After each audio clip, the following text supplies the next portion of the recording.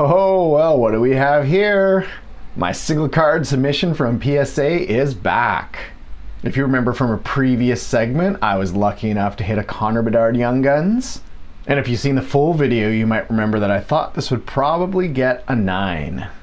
But I can be pretty strict on my own grade, so I also thought this might have a chance at a 10. I'll add a few more details about the cost of shipping and what service level I chose at PSA, and I'll add that info in the end. So stick around if you want to learn more about that type of stuff. But now for the moment of truth. Drum roll. Hey, it came back a 10. Woo! Look at that. Not complaining about this. I'm definitely pretty happy with this grade. And remember, I never claimed to be a grading expert, but I did look at it under the grading lamp pretty closely. And just a few things about this card. The surface looked perfect. I couldn't see any issues. And sometimes when you look a bit closer, you can see a little tiny dents or little small print lines or little tiny imperfections, but the surface of this card looked great. And the edges were nice too, and 1,000,000% better than some of the previous seasons of Upper Deck cards. And as a reminder, check out my mail day video of the damaged Zegras from that horrible print run. But what I was worried about was, and it's probably hard to see, but on the back in the bottom left corner, there was a tiny bit of a ding, and just the smallest amount of the corner had been bent. Very minor, actually pretty hard to see at quick glance, but when you look a little bit closer, I got that crappy feeling when you look at cards really close and you start to see little imperfections all over the place. But it was pretty small. And like I say, I think it's pretty hard to see here. But I decided to roll the dice on this one and send it in. And I've held back cards before because I thought they'd grade a 9. And then sent them in later and rolling the dice, and I've been actually pleasantly surprised. Like I said, I tend to be pretty cautious with sending stuff that even has just a few minor flaws. And I've also had cards I thought were perfect that come back as 9s. So what does that say? I think it just shows how subjective the grading system is. And until they're able to get computers and AI to be able to do it all, and as long as we have hundreds of different humans doing the grading, we'll get some wins and we'll definitely take some losses. So I'm not sure what I plan to do with this card yet. I doubt I'm going to hold on to this long term, like as in forever, but we'll see. I may try to sell it sometime in the next few years. Maybe if Bedard explodes out of the gates, averaging a 200-point season in his first 20 games. I may try and sell it then. I sold a few of my Jack Hughes Young Guns a year or so ago during his red-hot start. So the question, what would you do with the Bedard Young Guns in a PSA 10? Would you keep it? Hold on to it long term? Would you trade it? Would you sell it? Leave a comment. Are you holding Bedard stuff? Are you holding it long term? I'm curious to know. Okay, if you're still here, let's cover some of the PSA stuff. Stuff about the shipment and some of the details and the cost and things like that. So I ended up sending this to PSA and choosing the Value Plus service, only sending in this one card. The cost to grade was $39.99 US, with a declared value of 500 USD or less. I had the option to send it in using the Value service for just $24.99 instead of Value Plus. And they're essentially the same service. Really, other than the price difference, the only other difference is that the Value Plus has a turnaround time of 20 business days versus 45 business days. So Value Plus has an expedited turnaround, and that's why you pay the extra cost. And I was scheduled to go on vacation, so I wanted the card back sooner rather than later. And for shipping, I used Canada Post, and I booked the shipment online on the Canada Post website, which is super easy to do.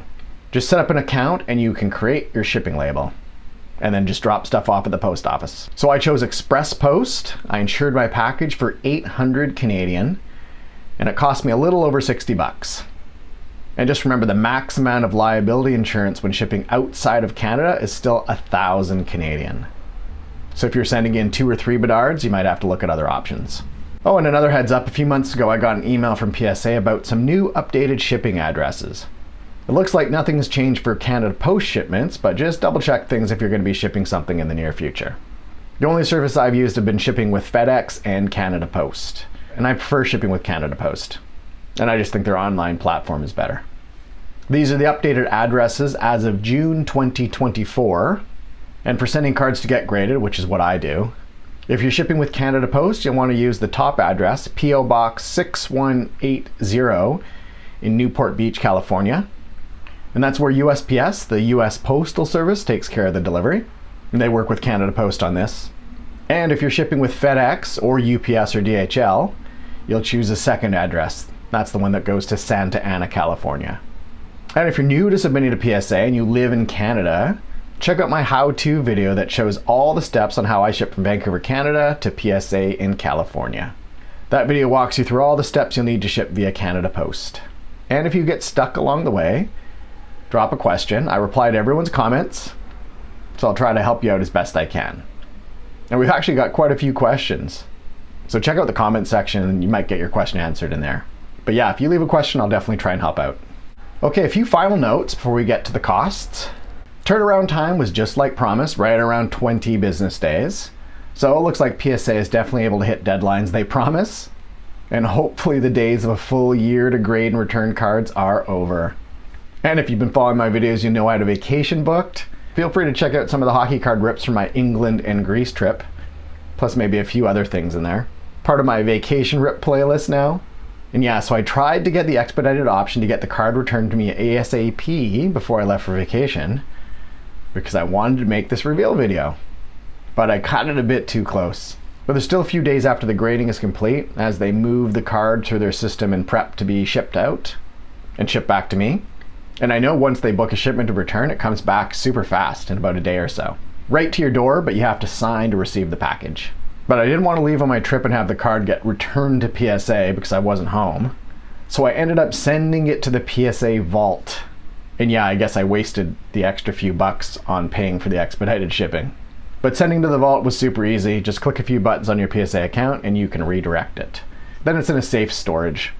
Then once I returned from my trip, I clicked a couple more buttons and I got it shipped back to me. I did have to pay $8.43 Canadian as a small fee that was added because I hadn't held the card in the vault for more than 90 days. There's like a 90-day minimum, which I'm fine with paying. I think that's fair. Okay, final totals. So what did it all cost? So in total, for the PSA fees, I paid $126.41 Canadian for the Value Plus service. That was the expedited service that I didn't use. And that includes the grading fees and cost to ship back to me, plus the PSA vault fee of $8.43 for that early return shipment. So in total, the PSA fees were $134.84 Canadian.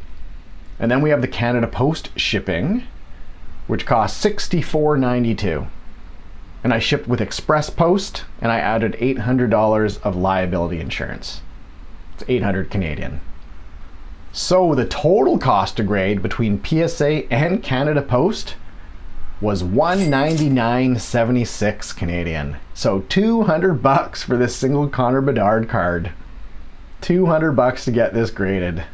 And if we had the cost of the box at around $400 Canadian, means I need to get a minimum of $600 to break even on things. Crazy.